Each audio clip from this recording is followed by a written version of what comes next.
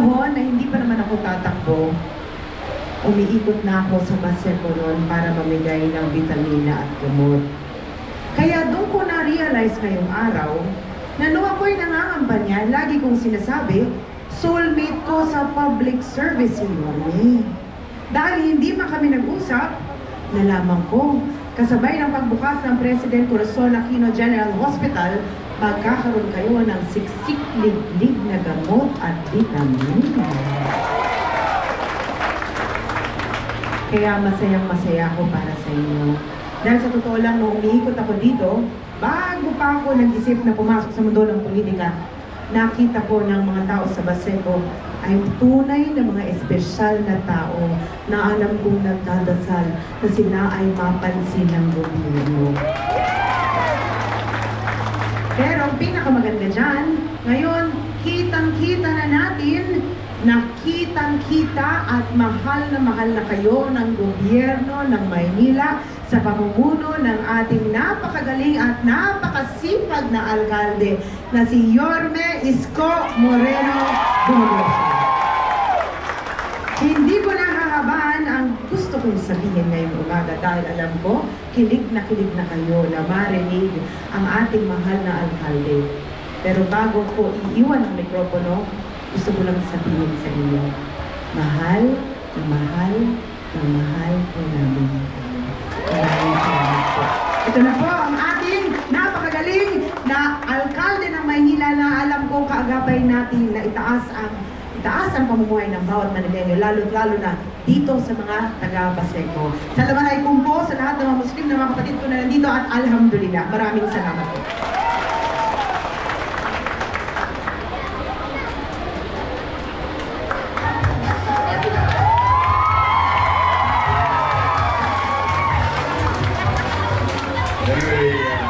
Maraming salamat sa ating minamahal na Vice Mayor Chi Atienza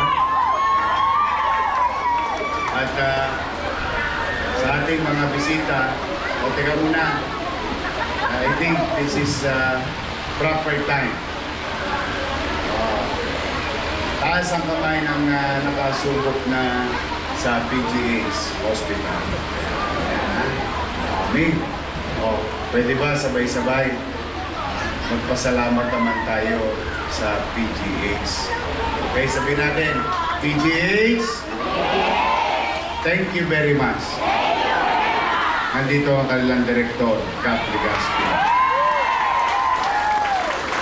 Baka lang nakakaligtaan natin minsan, alam mo, sa buhay, pag nasasanay na tayong kung ano yung meron na dumarating, at ito'y libre at nakakamit natin, minsan nakakalimutan na natin i-appreciate that there are people behind or may mga tao sa likod nito na nagpupursigi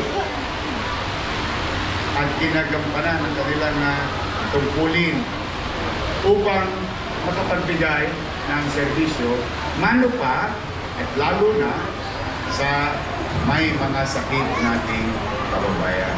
Yan ang ating partner, ang Philippine General Hospital. Okay?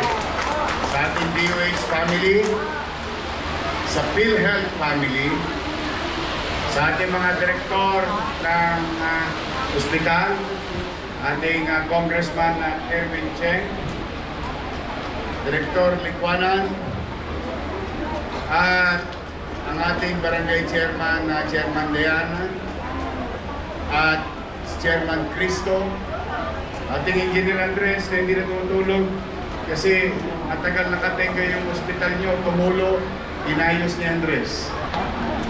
At Director Grace Padilla, mga chairman na nandito, Kagawad, Secretary, Treasurer ng Intraport, ating mga konsihal, ang ating Majority Floor Leader, Monyo Pangco, Che Borromeo, at Konsihal Satundo. Ito, siya po ang chairman ng Committee on Health. Ang ating Konsihal Irma Alfonso, Konsihal JB Hison, Konsihal Bobby Espiritu. Meron po ba ako nakalimutan? Kompleto na kayo? Si Awi, may dayo kayo rito. Natambay lang sa kantong pig eh. Giselle Awisia, mga tanod, sector leader, kapulisyahan, mga purok leader, mga nanay, tatay ko, mga bisita namin, mga minamahal kong lolo't lola, inaasip ba? I love you. Pasensya na kayo mga kabataan ha. Alam niyo naman, spoiled na spoiled sa akin yung mga lolo't lola ko. At siyempre mga batang Maynila.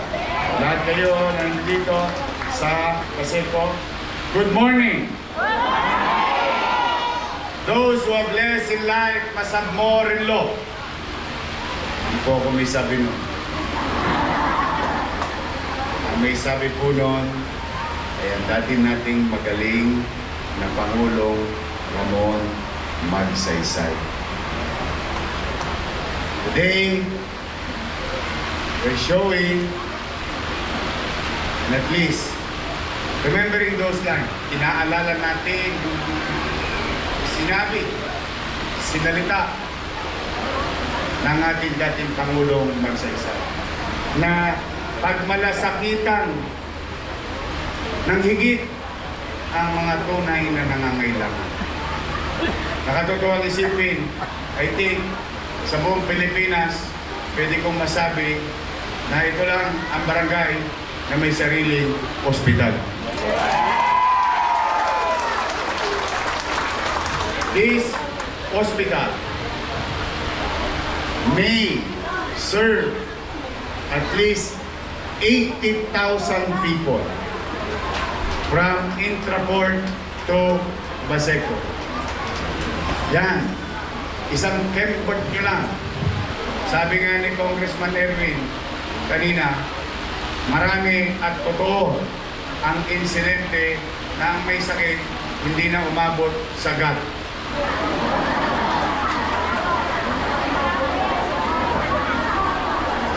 Hindi dahil sa hindi epektibo ang GAT, kundi nagka-traffic sa Delpan. Tama ba? Konti na lang hininga, hindi pa umabot. Umano pa, pupunta all the way to hospital ng Maynila.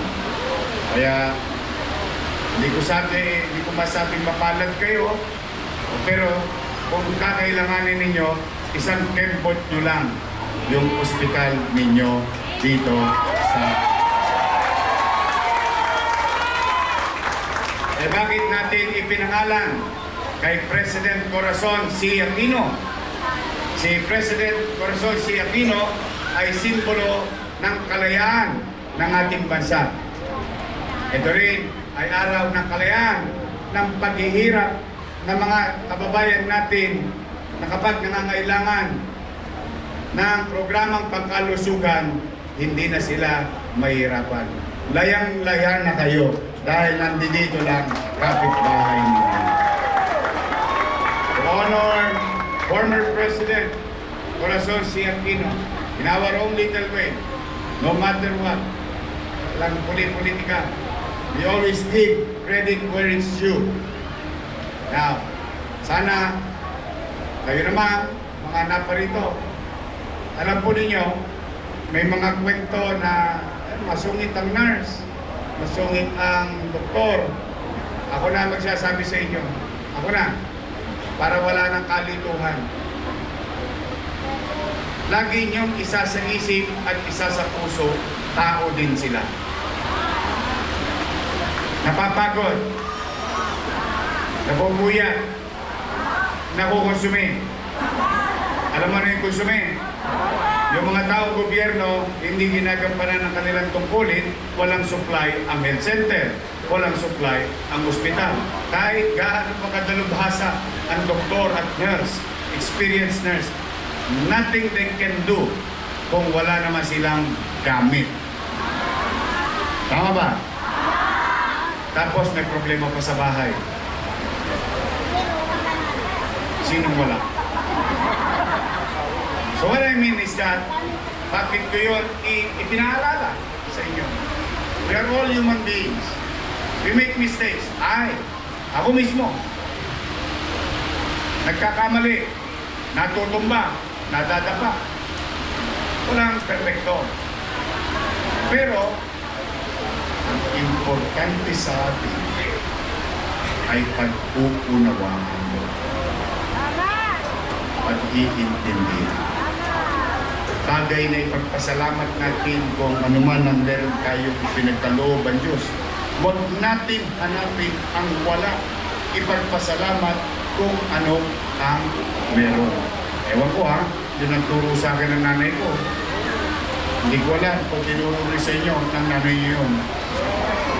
So with that, pag gano'n ang mindset natin, magiging masayahin tayong tao. Bakit? Marunong tayo matuwa. Makapagpasalamat sa mga bagay na meron tayo.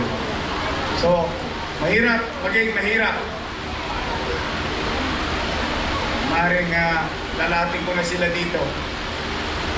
Except kay Dayan. Hindi ko alam ang istorya ng buhay ni Chairman Dayan.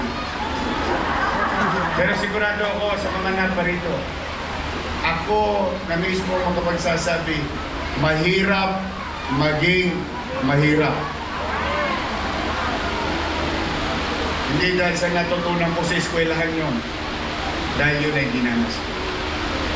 Kaya,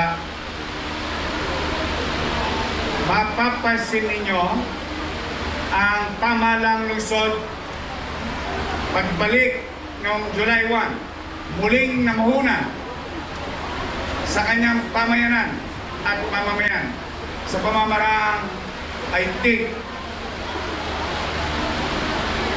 ay mas epektibo. Investing into NBN,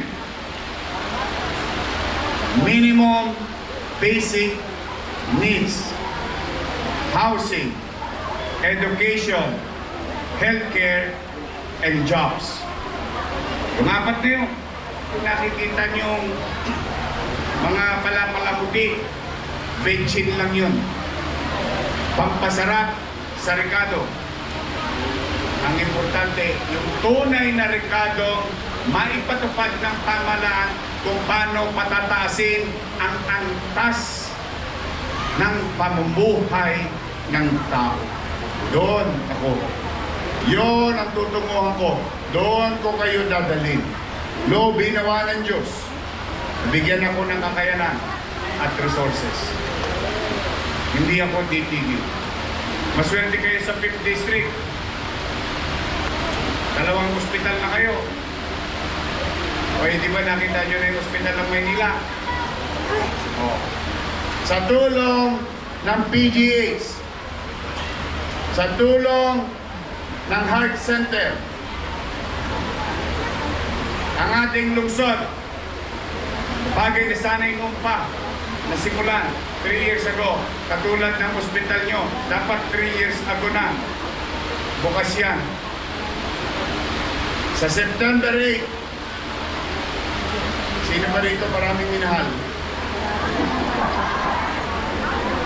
Nasa kamay na maraming minahal.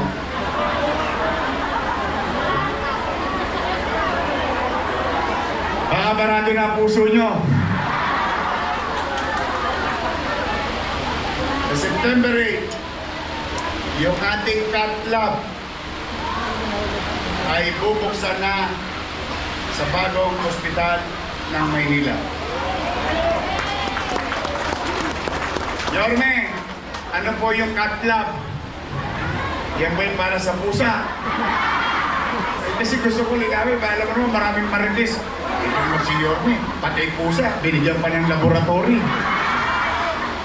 Yun po, mag-uumpisa tayo, dadaan-daanin natin, unti-unti natin. Yung gamit ngayon ay hindi biro ang presyo. Pero isang bagay na hindi rin biro sa gastusin ng isang pasyente, mano pa ang mahirap at middle class. Lalo-lalo ng middle class. Kasi ang mahirap, wala talagang pantosgas yun. Laway lang yun. Ang problema sa middle class, may savings. Sa nervyos, tatakbo sa private at mauubos ang kanyang savings. But with PGH, what they're doing there, and Heart Center, what they're doing there, na nakakaligtaan lang minsan ng tao na pwede nilang takbuhan. O, ngayon, tatlo na tayo. Ito, mag-umpisa tayo angiogram. Sino na angiogram na? Ito, si Joseph. Joseph, tama. Johnson. Na-angiogram ka na? No, magka? Magkano? Para lang maalaman ng tao. 80 mil? Angiogram pa lang, ha? Mga 50, 80.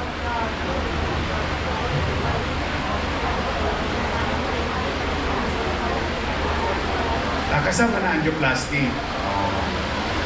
Totoo po yun. Pero ito muna doon tayo sa medyo malapit sa katotohanan. Angiogram alone will cost you about 30, 50, 80,000. Depende sa pasilidad. At loobin naman ng Diyos through the help of PGH and Heart Center and other specialists in this country, training our people. Ha? Magkakaroon tayo ng angioplasty. Ang angioplasty ay halos umabot. Bare minimum, 300,000, 300,000, 500,000, at baka umabot ka pa ng 1 million. Ano? Sino may 300,000 dito? Sino may 500,000? Siguro lalo naman yung 1 milyon. At kung sakali, itong malungkot na katotohanan, yung magulang ang may sakit, kahit meron siya 300,000, hindi niya gagastusin. Ipakakain na lang niya sana. Kaya lamang, siya naman ang malalagay sa alaman. Yan ang tunay na katayuan ng isang mahirap na pamilya. Kaya, swerte kayo, maswerte yung mga taga Maynila. O, mapabawasan na natin ang pila sa PGH, mapabawasan na natin ang pila sa Heart Center. Dahil ang syudad ng Maynila ay mayroong ganitong pasilidad. So, abangan nyo yan. Kaya ngayon, pwede na kayo magmahal na magmahal. Huwag lang yung kapitbahay nyo. Now, today, again, to our partners, DOH, PhilHealth, National Government Hospitals, to corporations, individuals, na walang sawang tumutulong sa atin, sa ating mga doktor, nurse. Napansin nyo ba, tahimik ang Paseco? Marami natakot dito nung i-duty ko dito eh. Hindi, huwag kayong matatakot. Tahimik pa Paseco? Tahimik? Parang alanganin kayo sumagot. Ba't hindi tatahimik to? Naalala ninyo? Dati, PCP lang to. Diba nag-mayor ako, ginawa kong presinto? Diba? Yeah. O tapos, may Pasek community na kayo, naka-townhouse kayo. O, meron kayo sarili eskwelahan. Palengke ninyo, ipare-renovate ko na. Yari ka na, Andres. Hindi, nakaplano na. I-retouch natin yung palengke. So it's a full community. All we have to do is behave. Discipline. Ibaling mahirap tayo. Huwag tayong maging dugyot. Pag sira ang damit, may punit, nagninisnis, tahin nyo. Ayun ang ginawa ng nanay ko. Pag may kalat, hindi iyo, itabi mo. Bakit? Pag baha, pupunta rin sa iyo. Tama ba? Natatawa kayo sa kalokohan nyo, ha? Totoo naman, that's who we are. Pero, hindi naman kailangan manatili tayo sa ganun. Gusto ko, laging moving forward. O sige, mahirap kami, pero tahimik kami rito. O sige, mahirap kami, pero maaliwalas ang pamumuhay namin dito. O sige, mahirap kami, pero mahal namin at pinagmamalasakitan namin ang bawat isa. Kaya yan ang pairalin ninyo, lalo na yung mga naparito. Marami sa inyo dito, 14 na lang ang birthday.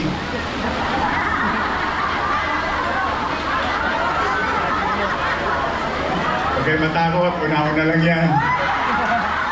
What I mean is, sa mga huling sandali natin sa mundong ibabaw, tayong mga nakatatanda, huwag susuko na gabayaan ng kabataan, gabayaan ng ating mga anak, ng maayos na pakikitungo, maayos na pag-iisip, maayos na pamumuhay para sa kanila. Tinataguyod natin sila, but at the same time, importanteng gabayan natin ang ating mga supling. Because pag nagpantay na ang paan natin, sila maiiwan sa lugar na ating kinalakihan. Anong uri ng pamayanan ang kanilang matatamasa kung ngayon hindi tayo nagbudi? Kung ngayon hindi natin ginampanan ang kanya-kanya nating tungkulin sa pamilya, sa pamayanan at sa pamalan. Now, yung hinihingi ko sa inyo, susuklian ko.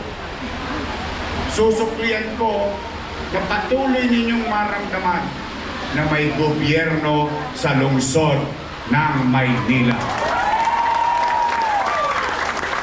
Ano? Kaya niyo bang gawin yung hinihingi ko? Uy, sinacharot-charot ko lang ako. Maglilinis. Magdidisiplina. Huwag makipagmarites. Nga, sabon na ano. O pag uminom, tulog. Huwag nakahara-hara sa kalsada. Hindi. Basta, ngayon, yung paalala ko yung mga ribiging biro-biro ko, pero sa totoo, half-truth po yan. Personal kong request sa inyong lahat. Ayusin nyo lang ang pamumuhay ninyo. Sila, ipakita natin sa labas ng Paseco na welcome silang pumasok dito sa ating komunidad at ligtas silang makakauwi. Tama ba? Kaya? Pwede? Naman. Oh, so ngayon, iaalay na namin sa inyo ito. Ingatan ninyo, pagmalasakitan ninyo. As we progress and partnering ourselves with DOH, we will go in achieving all those requirements for this facility at 50-bed capacity, 24/7 fully operational emergency room, centralized medical gas system. Wala nang mamamatay na kuko ng nurse dahil nagulungan ng oxygen. Ang hirap dun eh. Yung isang bumabagsak, kaawa naman ako doon sa ating mga hospital workers. Maternity department, OPD, surgery and internal medicine, laboratory and central diagnostic, x-ray, radiology department, pharmacy, dietary department, male and female wards, 22 beds, isolation ward. Oh, sino na gusto mauna? May morgue. At least, malamig-lamig. Hindi ka napapawisan.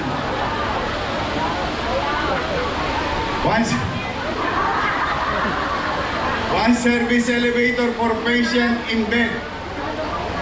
Hindi mo na kakargahin. Makakyat. One passenger elevator with 10 persons capacity, emergency ramp, 7 nurses and 22 comfort rooms. Alahunan, pag tayo nagputi, bilang pamana, o malay nyo, ma-achieve na natin, fully operational ang lahat ng yan under level 1 through the help ng ating DOH. Oh. Sino ang mga bungi?